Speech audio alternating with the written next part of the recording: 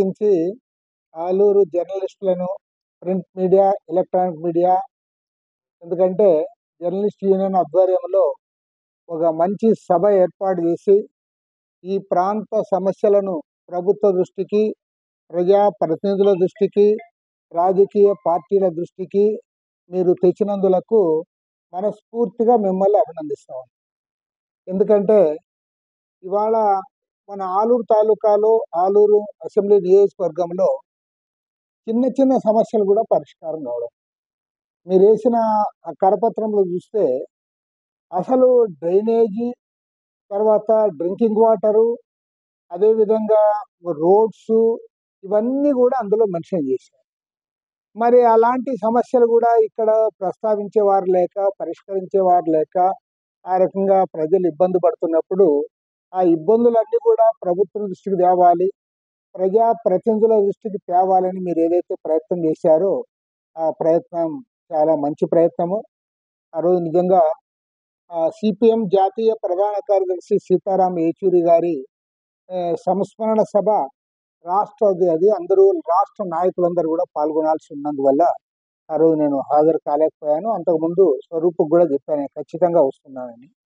అయినా ఇవాళ అది జరిగిన తర్వాత నేను మీ అందరికి కోరేది ఏమంటే, మీరు చేసిన ప్రయత్నాన్ని ముందుకు కొనసాగించడంలో భాగంగా ఇక్కడున్న ప్రజాప్రతినిధులను కూడా తీసుకొని, ఎందుకంటే మొన్న ఎంపీ గారు వచ్చారు, తర్వాత ఇంకా కొంతమంది నాయకులు వచ్చారు, వీళ్ళందరూ కూడా కలుపుకొని ఇక్కడున్న స్థానిక ఎమ్మెల్యే, అదేవిధంగా ఇన్ఛార్జి తెలుగుదేశము, తర్వాత పార్లమెంట్ సభ్యులు, అంతేకాకుండా రామాంజనేయులు ఇప్పుడు పత్తిపాడు ఎమ్మెల్యేగా ఉన్నాడు రామాంజనేయులు, మేమందరం కూడా కలిసి మాట్లాడుకొని పార్టీలకు అతీతంగా అన్ని పార్టీలను కూడా కలుపుకొని ముఖ్యమంత్రి గారి దృష్టికి కూడా ఈ సమస్యలన్నీ కూడా తీసుకొని వస్తాం. అందులో ప్రధానమైంది ఇవాళ ఈ ప్రాంతం అభివృద్ధి కావాలంటే తాగునీరు, సాగునీరు కావాలి. సాగునీరు కావాలంటే ఖచ్చితంగా వేదవతి ప్రాజెక్టుకు ప్రాధాన్యత ఇవ్వాలి. ఈ వేదవతి ప్రాజెక్ట్ కంప్లీట్ చేసుకోగలిగితే ఈ ప్రాంతంలో ఈ వివిధ మండలాల్లో తాగునీటి సమస్య, అదేవిధంగా సహకారం ఇవ్వాలి.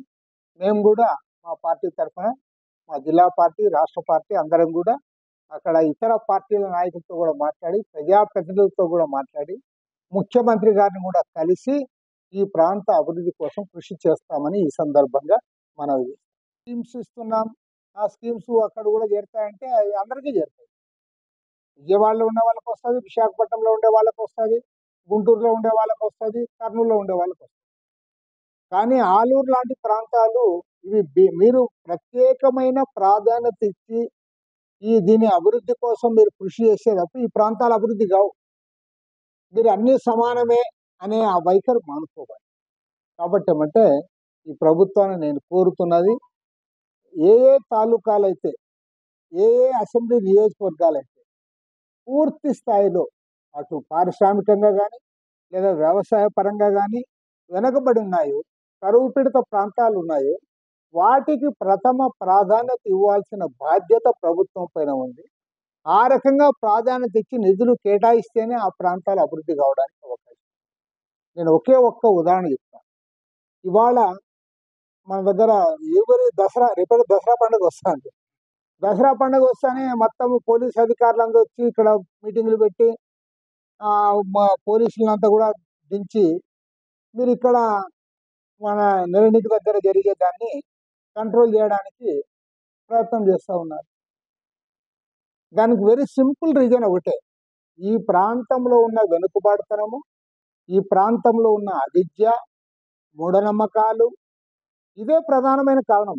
నువ్వు అది పోగొట్టకుండా దసరా వచ్చినప్పుడు మాత్రం పోలీసులు వస్తాము, పగలు రాత్రి కాపలా ఉంటాము, ఎవరు ఇళ్లలో కట్టెలు లేకుండా చూస్తాము, ఎవరు కూడా అటుకు రాకుండా చూస్తాము, కొంతమందిని అరెస్టులు చేస్తామంటే మీరు అక్కడే ఆగిపోతూ ఉన్నారు. ఎందుకు? దీనికి ప్రధానమైన కారణం ఈ ప్రాంతంలో ఉన్న వెనుకబాటుతనాన్ని పోగొట్టడానికి ఏ ప్రభుత్వం కూడా కృత నిశ్చయంతో పని చేయలేదు. కాబట్టి ఇప్పుడైనా సరే కేంద్రీకరణ చేయాలి. దానికోసం మన జర్నలిస్ట్ మిత్రులు ఏదైతే ఇది చేశారో ఈ సమావేశం వృథా కాకూడదు. అయితే నేను ముఖ్యమంత్రి గారిని కోరుతా ఉన్నా, ఇవాళ తిరుపతి లడ్డు ఒక వివాదాస్పదమైన అంశంగా మారి మన రాష్ట్రంలోనే కాకుండా దేశవ్యాప్తంగా కూడా దీనిపైన చర్చ చేస్తూ ఉన్నారు. కానీ చర్చకు ఇంతటితో ఫుల్ స్టాప్ పెడితే బాగుంటుంది. ఎందుకంటే తిరుపతి లడ్డు విషయంలో కల్తీ జరిగిందని మీరు చెప్పారు. దానిపైన ప్రభుత్వం కూడా స్పందించి ముగ్గురు సీనియర్ ఐపీఎస్ అధికారులతో సిట్ ఏర్పాటు చేశారు. కాబట్టి సిట్ ఏర్పాటు చేసిన తర్వాత వారు ఇప్పుడు ఎంక్వైరీ చేస్తారు, ఇన్వెస్టిగేషన్ చేస్తారు. చేసిన తర్వాత అందులో ఎవరు ఇన్వాల్వ్ అయినా సరే వారిపైన కఠినంగా చర్యలు ఉండాలి. ఖచ్చితంగా వారిని బుక్ చేయాలని చెప్పి కూడా కోరుతాం.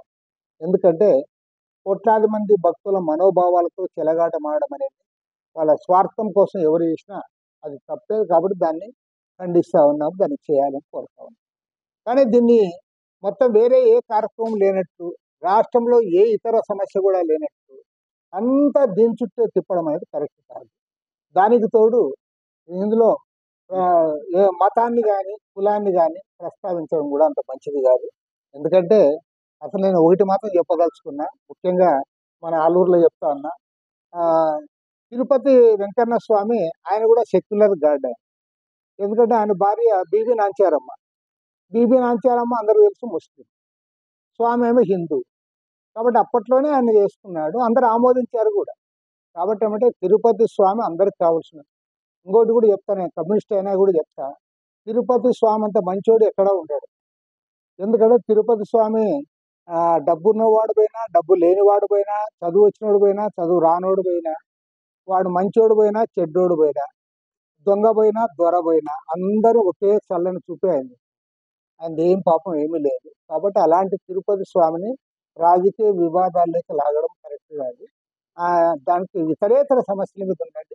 ఏదేమైనా సరే మన ముఖ్యమంత్రి చంద్రబాబు నాయుడు గారు ఒక సీనియర్ అడ్మినిస్ట్రేటర్, గత అనుభవం కూడా ఉంది.